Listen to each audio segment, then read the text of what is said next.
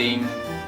Well, we didn't get to finish off number 12 from exercise 11.3b, so I wanted to actually do that just in case you had trouble with that. I didn't get to touch base with you regarding this. So, the first thing that we have to do is find a real root of this equation.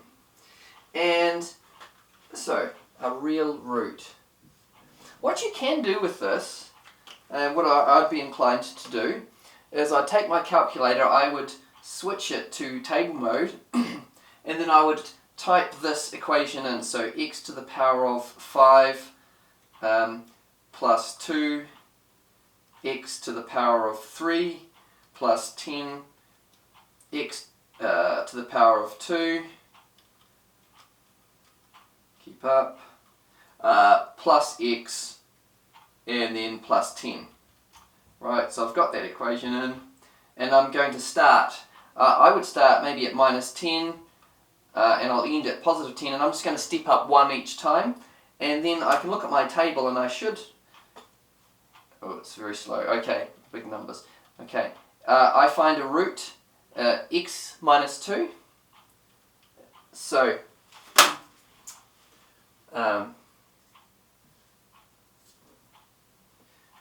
the real root for px is, so if this is px equals 0, then we know that p minus 2 equals 0. Now, I guess in terms of showing working in the exam, you might like to do try a couple. You might like to go, alright, p1 equals 1 to the power of 5 plus 2 times 1 to the power of 3 plus 10 times 1 squared plus 1 plus 10 equals, and what does that give us? 1, 3, that's a 1 there, 1, 3, 13, 14, 24, right? So that's not going to work.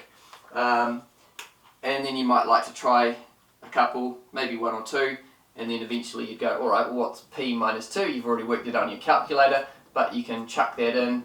It'll be negative 2 to the power of 5 plus 2 times negative 2 cubed plus 10 times negative 2 squared plus negative 2 plus 10, and then equals and 0. And then just summarize that by, therefore, minus 2 is a root of this equation. Okay, that's the first step.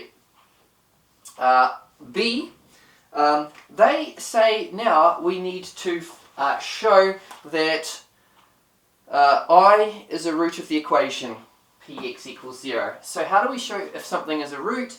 Well, we just chuck it in here and see if it equals 0, don't we?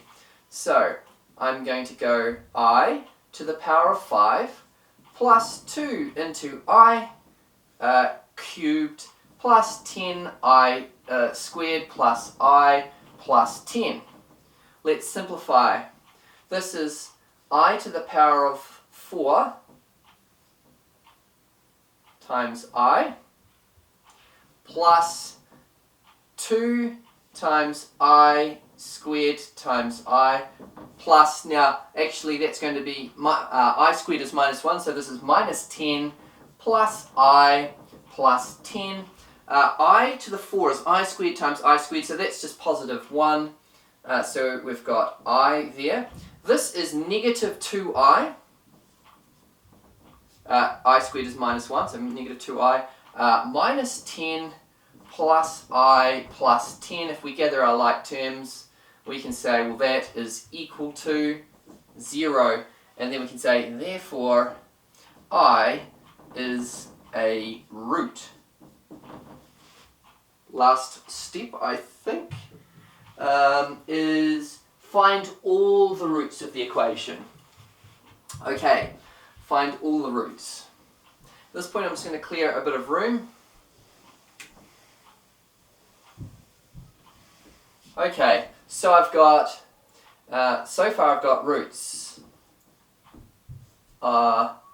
minus 2, I, and given that all of the coefficients of this polynomial are real, then I also know that minus I, the complex conjugate of this, is also a root. So I have 3 roots. What are the other roots? Okay, well, what I'm going to do now is I'm going to take my factors, minus minus 2, x minus I, x minus minus I. Those are factors, and I'm going to multiply them all together. These are my roots, therefore these are my factors. Let's multiply these together.